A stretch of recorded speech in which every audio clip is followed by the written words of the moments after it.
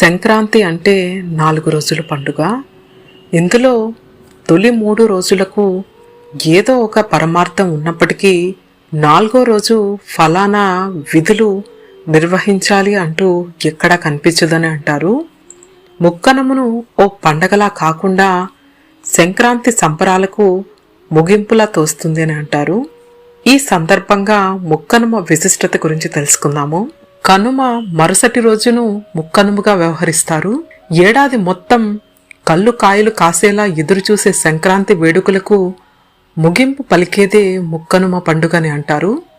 ఈ రోజున ఎవరైతే ఆనవాయితీ ప్రకారం భోగినాడు గౌరీదేవి రూపంలో గొబ్బెమ్మను పెట్టుకుంటారో వారు తమ సమీపంలోని నదులు చెరువుల వద్దకు వెళ్ళి గొబ్బెమ్మలను నిమజ్జనం చేసి అక్కడే బంధుమిత్రులతో కలిసి గొబ్బెమ్మకు నైవేద్యం పెట్టిన వంటకాలను భుజిస్తారు.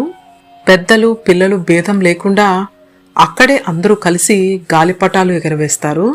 సంక్రాంతిలో తొలి రోజైన భోగి కీడు పోగొట్టే పండగగాను, 2వ రోజున సంక్రాంతిని పెద్దల పండగగాను, 3వ రోజున కనుమను పశువుల పండుగగాను చేసుకునే మనం 4వ రోజున గ్రామదేవతలను తలుచుకుంటూ మాంసాహారాన్ని వండుకునే సాంప్రదాయం కనిపిస్తుంది.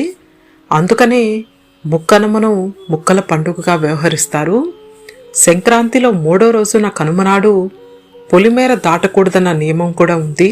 పండగకు ఇంటికి వచ్చిన ఆడపడుచులను సత్కరించుకుని మనసారా కానుకలు ఇచ్చిపుచ్చుకునే ముక్కనుమ నాడు వీడ్కోలు పలుకుతారు.